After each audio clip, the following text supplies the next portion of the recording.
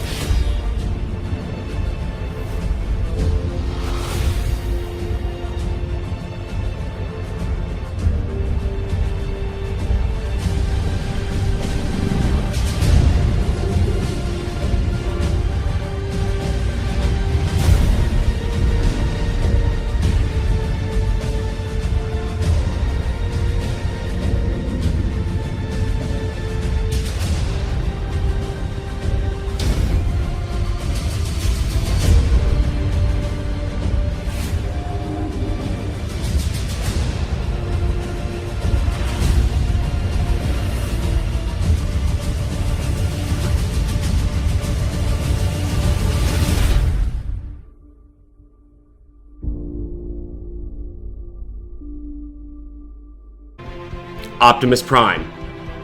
Optimus Prime is the leader of the Autobot forces, selfless and endless courage. Originally a merged citizen of Cybertron, he was chosen to behold and become the Matrix barrier and command and protect of peace. Another of his bringings of the Transformers conflict resulted to the undiscovery of Earth. Every casualty, human and Cybertronian, weighs heavily on his spark. He does not show his side to his soldiers and never succumbs to despair. The Autobots need a charismatic, decisive, and a leader to give them hope. It was this leadership that would turn the tide of the Great War. On the battlefield, there are a few enemies that can compete with the powers of Optimus Prime possesses.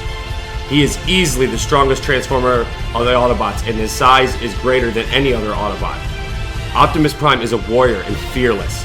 He will sacrifice his life to protect his fellow Autobots and human friends. His compassion for other sentences being his only true, real weakness. The result of the Cybertron War, sworn to protect the humans and called his fellow Autobots to Earth, he believed that the human race should not suffer the failures of the leadership during the War of Cybertron, promising to protect Earth and the human race at all cost, calling out his fellow Autobots to join his quest to protect the humans and join him in the war on Earth to fight against the enemy Decepticons. After the Battle of Chicago, the humans decided all Transformers were a threat to Earth, and they began hunting all the Cybertron race. The guilt would hit Prime's spark hard, making him angered after he had done everything and swore to protect the human race. Now they were hunting him. Optimus had decided the rules have changed, almost becoming a different Prime in a way. He wanted revenge and swore never to kill a human due to the pureness of the soul of Optimus Prime, but slowly that spark was being corrupted. Imprisoned aboard lockdown ship, Optimus learned that the bounty hunter had been hired by the Transformer mysterious creator to round up their renegade creations, starting with the ancient Knights, to whom the ship had once belonged to, a group that Optimus himself apparently once led and was a part of. Optimus was soon rescued by his fellow Autobots and then escaped, detaching the section of the ship that they were in the main body without Lockdown even noticing.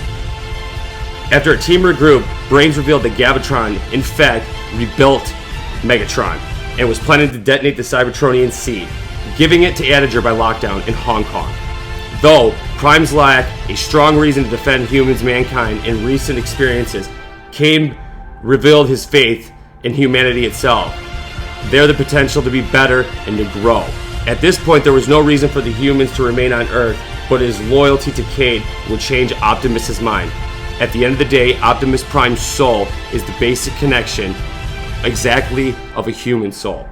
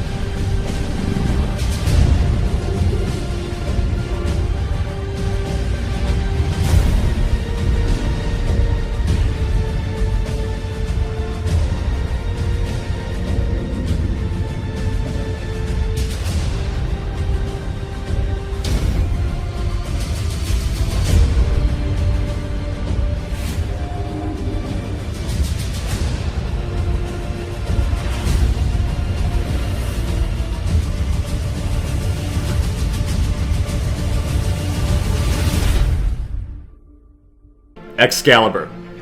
Excalibur is an ancient legendary sword attributed with magical powers. The one who is the bearer of this powerful sword is said to be the true king of Great Britain. The sword was made by an elf of Avalon. The history and historical documents behind the sword is that Merlin had blessed the sword with his great power, being the sword was destined to only be used by the true king. Merlin locked the sword in the stone, protecting the powers using the magic that only could be pulled by the rightful bearer. Young Arthur was the one destined to unlock this magical sword. The blade of the sword would have ancient words engraved on opposite sides.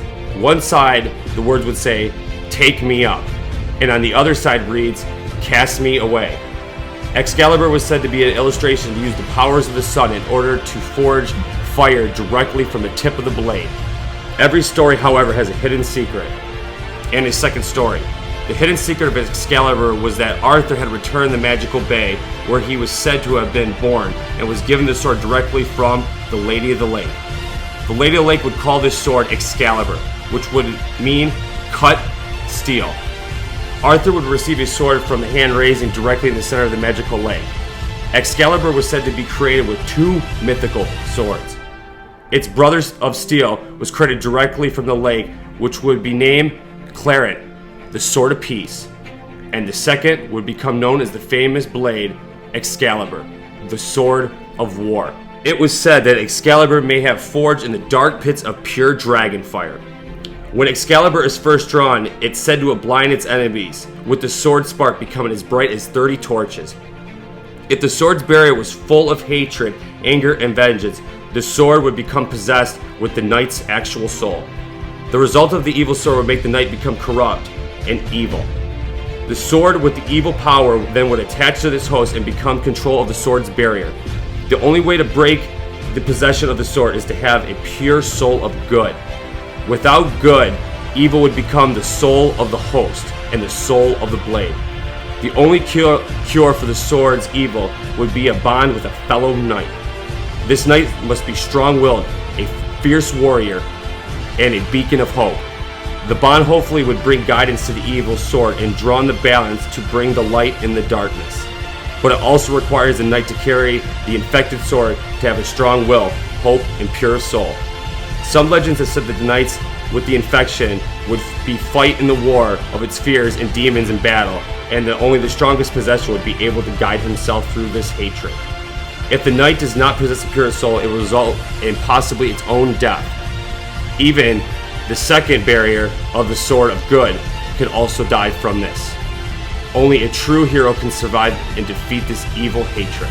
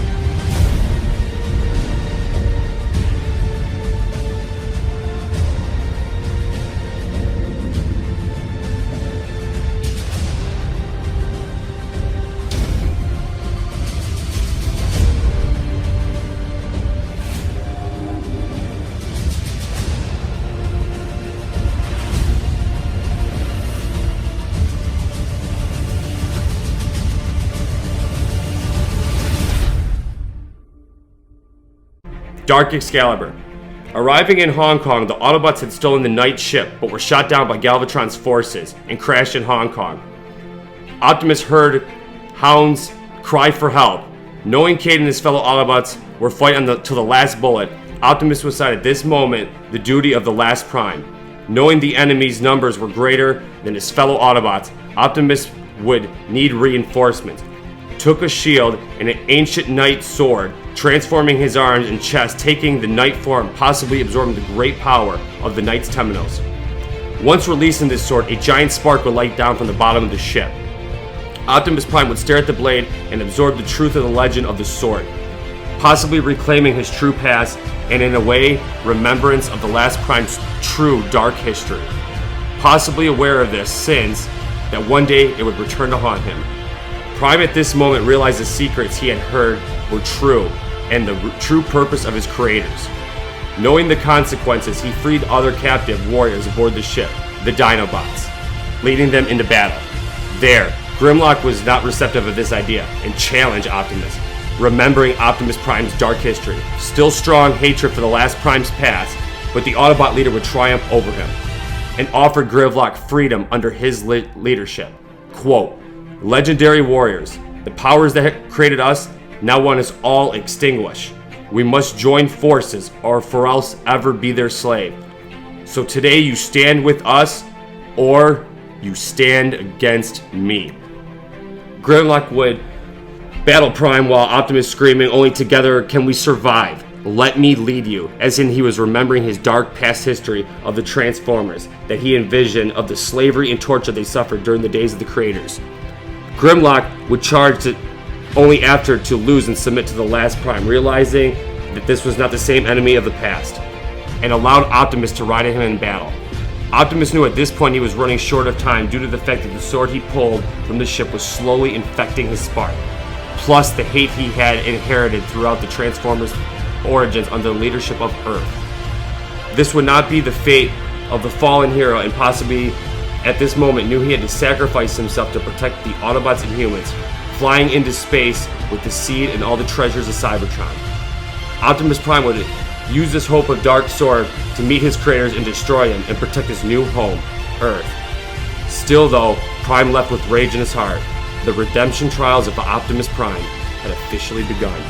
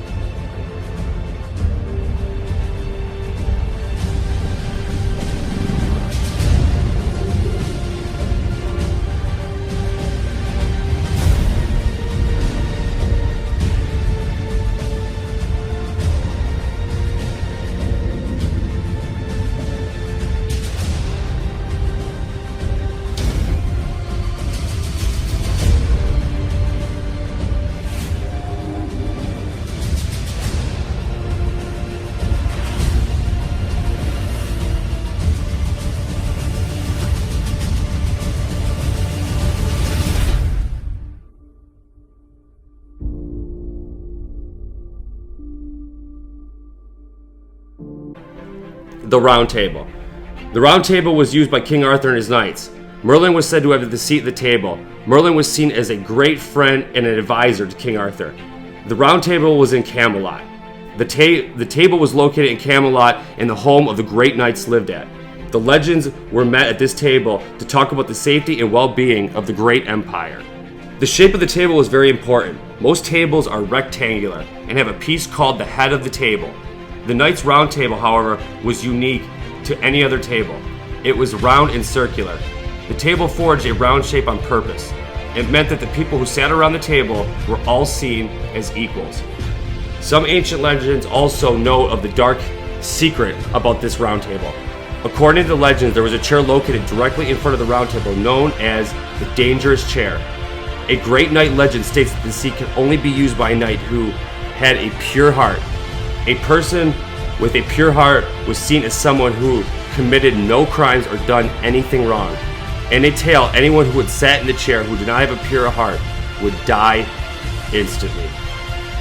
Due to the results of Merlin's journey, he came across a possible ancient crash-landed ship, this resulting in the meeting of two worlds colliding. A meeting that was never meant to happen. The Knights of Cybertron would decide to meet in the Human Knights and discuss the Treaty of Peace at the Round Table. This would be the beginning of the bond forged between the Human Knights and the Cybertronians. With the rise of all knights, so the forge of the secret bond was meant to be kept in secret at this exact moment. A promising a peace of alliance was forged at this table. Or was it? Being present at the round table, it required everyone to be pure of heart. King Arthur would be present at the head of the chair with the pureness of the soul of the last king of Britain. The Knights of Cybertron would agree to protect Earth from what was destined to arrive. All but possibly one. Steelbane would be representing the Knights of Cybertron and would stand at the dangerous chair, but due to his true possible secret alliance with something else would result in the hate infection. Due to the lies of the Knights, the powers of the table would result in the hands of his Knights' death.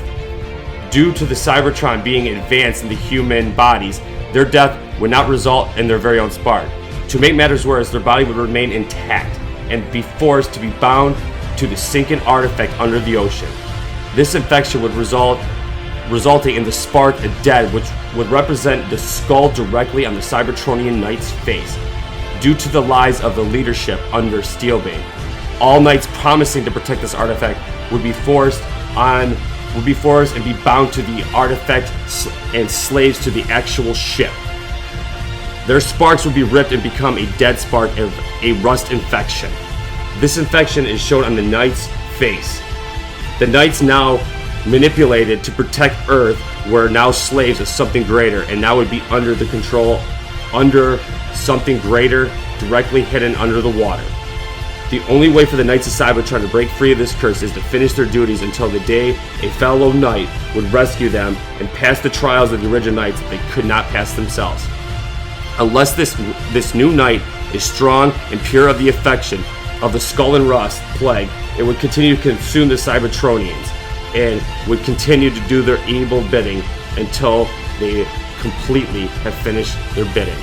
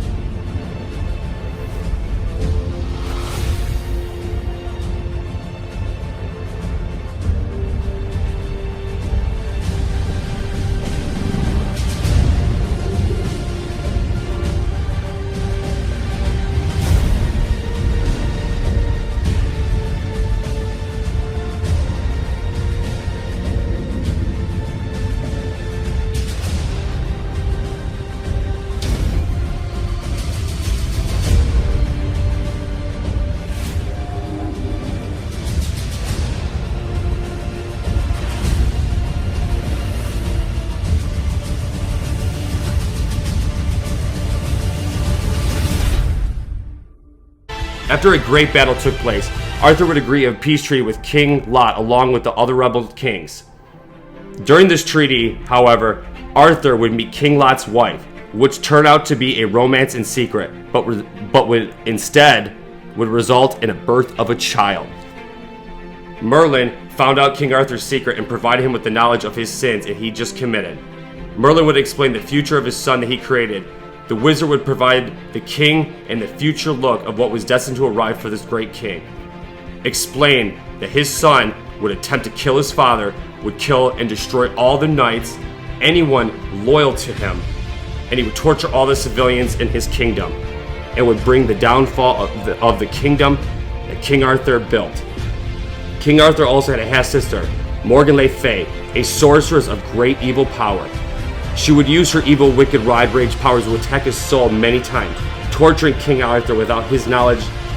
In some legends, it states Morgan Le Fay would use the powers to seduce Arthur, almost blinding him and taking control of his body, mind, and soul. At one point, she used all powers to control the king. At one moment, forcing the lust that he committed with the infection created of a child. This child would become Mordred.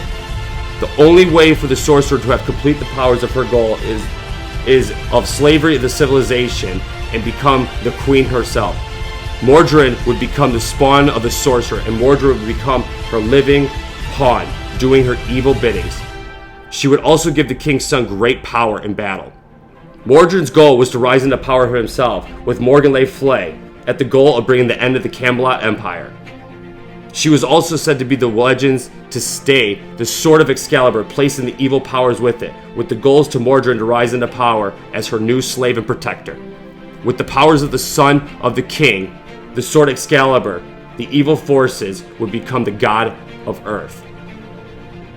Quintessa is a mixture of a Cybertronian and some ancient alien species, claiming to be the maker of the Transformers. She is an evil sorcerer power greater than anything Optimus Prime has faced. Due to the hatred of the humans and the Transformers on Earth, the lies of the Knights of Cybertron, a possible secret alliance between one Knight of Cybertron and vengeance of the Protectors of Earth. The last Prime, wanting revenge of his makers, Quintessa had captured Optimus Prime at the perfect time. Due to the Knights' alliance to protect the humans, this possible alliance could have been leaked to Quintessa. The plan was all along. The Maker wanted Optimus Prime, and now she had him in her possession. Quintessa is aware that this is not her original creation. This is now a Prime, a barrier of the matrix of leadership. Optimus is even more powerful than what she created. Knowing the powers of a Prime, she was aware capturing Optimus at this exact moment would be her last opportunity to take possession of the spark of her creation. With everything that happened to Optimus Prime between the guilt, failures, destruction of Cybertron, death of all Cybertronians, and the love of humans in his new home, Earth, Quintessa's great power and knowledge of the Transformers was the one to destroy the true Prime and make him question his faith. Quintessa would have to use her evil powers and focus on the dead center of Optimus Prime's chest and corrupt his spark. With the repeat torture, constant reminders of all his failures, and under his leadership, she in a way would have to begin recreating her pawn and do her evil biddings.